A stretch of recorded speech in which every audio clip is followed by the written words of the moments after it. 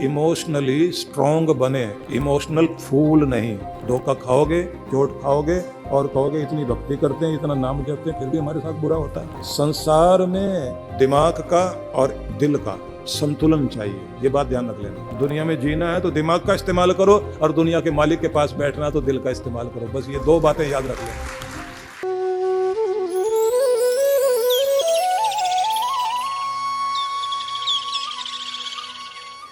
हवा तो रहती है, हर पल मुझे सहलाती, तुम कहाँ हो वो मेरे अंतर आत्मा के साथी। भर आती है ये आंखें, दिल में नमी छा जाती है, भीनी भीनी सांसें मेरी तेरे गीत गुनगुनाती है, तेरे गीत गुनगुनाती है। वो मेरे अंतर आत्मा के साथी, हर पल तेरी याद आती है और मेरी सांसें तेरे गीत गुनगुनाती हैं। जब इतना प्रेम आपका हृदय में बसे भगवान के लिए, तब आप महसूस करोगे कि चलते आप जरूर हो पर आपका हाथ थामे कोई आगे आगे चल रहा है, और वो कोई और नहीं, आपका भगवान है।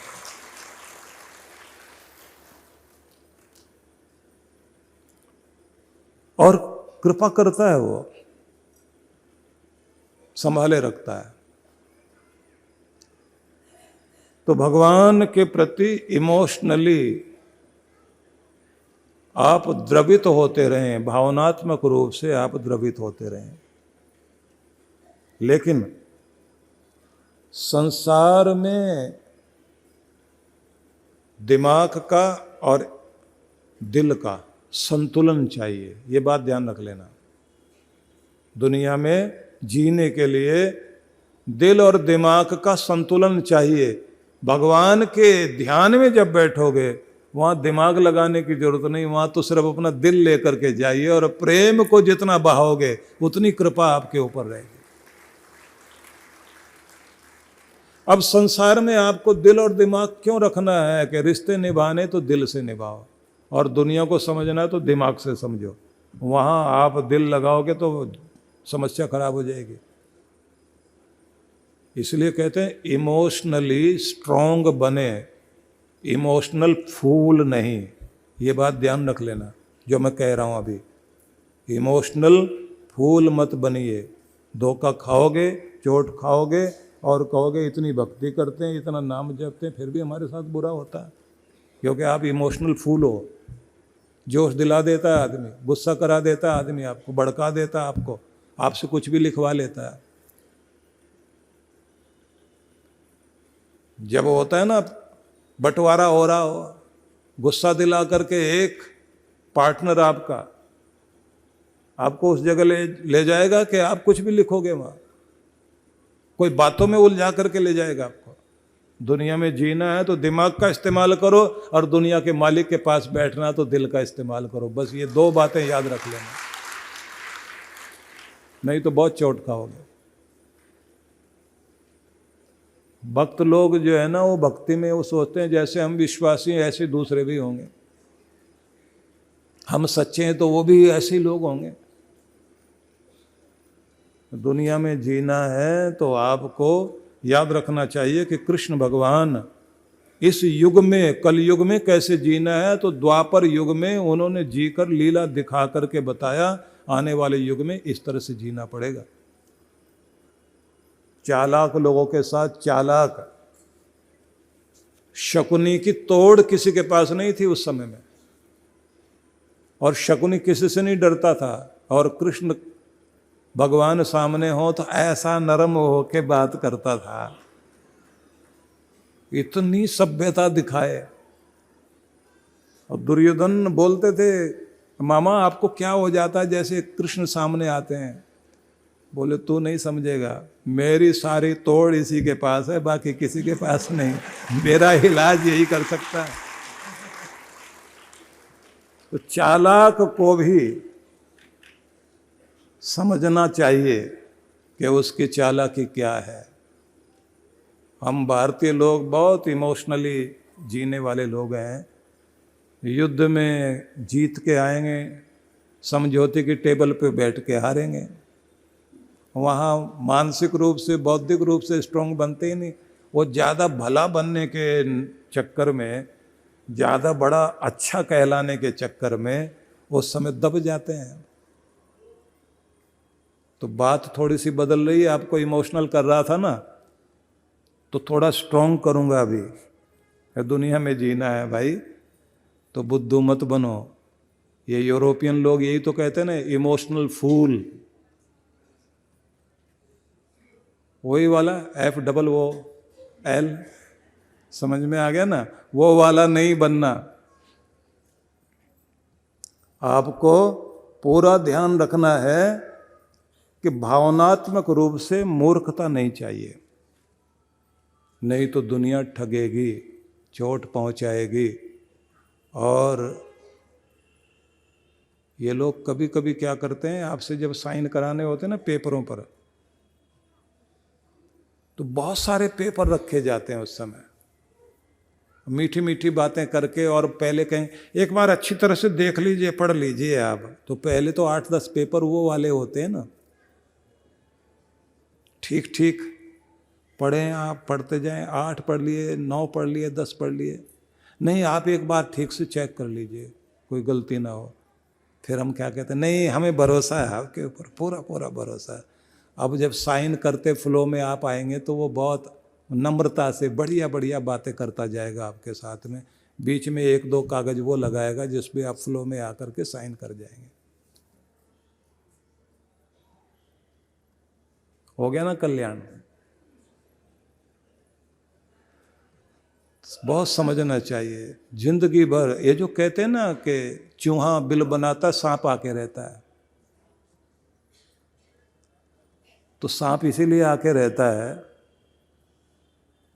कि चूहा अपनी ताकत नहीं पहचान रहा। तो ज़्यादा आपको वो चालाकी वाली बातें नहीं बताऊंगा अभी, पर थोड़ा सा ये जरूर कहूँगा कि होशियार होना है, जीना है दुनिया में, तो बुद्धिमत्ता चाहिए, समझदारी चाहिए। और ऐसी भी क्या जल्दी है भाई? कई लोग तो भागते भागते आएंगे, वो सर जी वो साइन रह गए आपके, और वो गाड़ी में बैठे बैठे साइन करवाते हैं आपसे। नहीं नहीं, वो देर हो जाएगी, वो आदमी, वो ऑफिसर चला जाएगा और ये तो रह गया आपका। उनको पता है कि इस समय जो है ये जल्दबाजी में है, ये करेगा, फ्लो में आ जाएगा, साइन करके जाएगा। और फिर वो लोग आपस में बैठ के बात करते हैं। वो बोले मैंने उनसे साइन करा लिए थे। कैसे कराए? बहुत जल्दी जल्दी में, हमको पता था कि इस समय वो मूड में होगा, जल्दी में होगा, हमने करा लिए। 2 पेपर हमारे पास में। तो समझ में आ गया आपकी सारी जिंदगी की कमाई। एक बात और, क्योंकि जब आपको ये बात बताने लगा हूँ तो और समझा देता हूँ। हमारे बुजुर्ग लोग, इमोशनल ड्रामा घर में होता है, और बच्चे प्रॉपर्टी बेच लो, मकान बेच लो, यहाँ से बेच करके बिजनेस में ऐसे लगा देंगे, और दुकान से तो कई सारे मकान बन जाएंगे। मैं बिजनेस में इतना इतना कमा लूँगा, आप बेच लीजिए। अब उसको बिजनेस आता है क्या? उसको बिजनेस की समझ नहीं है, लेकिन वो 1 का 2, 2 का 4 करना चाहता है। आपका बुढ़ापा, जिसके लिए पूरी जिंदगी मेहनत करी, कमाया, जिसमें कोई आपका साथ देने वाला नहीं होगा, इसमें इमोशनल फूल मत बन जाना। आपकी कमाई, वो मूर्ख आपके सामने इमोशनल ड्रामा करके जो कुछ लेना चाहता है। और एक बात और ध्यान रखना, इनको इतनी चालाकी आती है, माँ के पास जा करके भड़काते हैं। और माँ, मेरा बच्चा दुखी है, वो रोएगा तो मैं तो चैन से नहीं रह सकती। और पति कहता रहेगा तूने दुनिया नहीं देखी, तो घर में रहती है, मुझे पता संसार का, और वो कहाँ बोल रहा है और क्यों बोल रहा है, ये मूर्खता मत कर, मेरे से झगड़ा मत कर। और जब कुछ बुरा हो जाता है तो मुझे नहीं पता था ये ऐसा निकलेगा, होता है ना। हालांकि मैं इस विषय पर नहीं आपको लाना चाह रहा था, भक्ति की बात चल रही थी ना, ले जाना तो वही था ना। लेकिन जरूरी है भाई ये भी कि दुनिया में जीना है तो दिमाग से, और भगवान की दुनिया में प्रवेश करना है तो दिल से प्रवेश करिए और संसार में बैलेंस बनाओ। अब खास बात, बच्चों को सब कुछ दे देना, इतना अपने पास रखना कि बुढ़ापे में अपने बच्चों के आगे भी हाथ फैलाना ना पड़े। आपका बेटा कितना भी श्रवण कुमार क्यों ना हो, बाद में तो जो बचेगा उन्हीं का होगा ना। बुढ़ापा ठीक से बीत जाए और हो सके अपनी पत्नी के नाम भी कुछ ऐसा जरूर रखो, पता नहीं कौन पहले और कौन बाद में जाएगा। आप हैं तो वो रानी भी है, महारानी भी है, और आप नहीं हैं उसके बाद किसके सहारे रहेगी? बेटे के सहारे, बहू के सहारे मत सोचिए, वो बहुत ध्यान रखेंगे। कम से कम इतना तो करके जाओ उसका बुढ़ापा इज्जत से बीत सके, सिर उठा के जी सके कि मेरा ख्याल रख कर गए हैं। नहीं तो मैं जो देखता हूँ सैकड़ों लोगों को, महिलाओं को देखता हूँ रोती हुए कहती हैं किसके सहारे छोड़ के गए, मुझे नहीं पता था ये ऐसे निकलेंगे। जब वो थे तो बात और थी, अब तो पता नहीं क्या दुनिया आ गई, अब जीने को मन नहीं करता।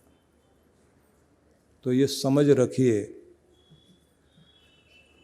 कुछ लोग सोचते हैं हमारे पास तो पैसा वैसा बहुत है, हमारे घर में तो ये चीज़ें नहीं होंगी। गरीबों के घर में, मीडियम वर्ग जो है उसके घर में होगी ये बात, ऐसा सोचते हैं बहुत सारे लोग।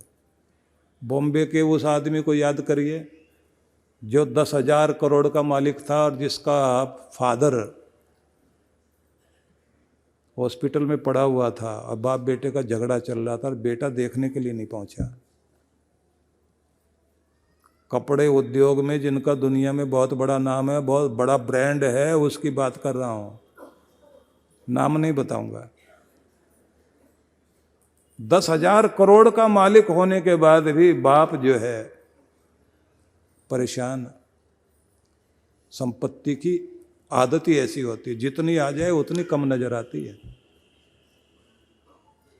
और जिनके घर में ये बात होती है, बड़े का बहुत ध्यान रखा, मेरा तो रखा ही नहीं, बंटवारा होने के बाद में बैठ जाओ जाके उसी के पास, तो कुछ भी बोला जाएगा। इसलिए अच्छा है भैया इतना तो रखो अपने पास, ये देह और ये बुढ़ापा आराम से कट जाए। बाकी जितना देना सबको दीजिए, अपने भरोसे से अपनी ज़िंदगी चलाइए, आत्मनिर्भर बन के जीना, शरीर को ठीक रखना, मानसिक रूप से ठीक रखना अपने आप को, जिह्वा पर भगवान का नाम बसाना और अपने गुरु का विश्वास हृदय में रखिए, कल्याण होगा। फिर वहीं वापस आते हैं कि आप नाम धन कमाने वाले बनो। धन कमाया ना, अब नाम धन भी कमाओ, परमात्मा के नाम को जपने वाले बनो। उसके नाम का सहारा लेकर देखिए, किसी और के नाम में वो शक्ति नहीं जो परमात्मा के नाम में शक्ति है। उसका सहारा लेकर देखो, आपके अंदर के सारे कलमश जलेंगे, भीतर शक्ति आएगी, सहारा मिलेगा। परम पूज्य सद्गुरुदेव श्री सुधांशु जी महाराज एवं डॉक्टर अर्चिका दीदी जी के पावन सानिध्य में शिव मंगल महोत्सव।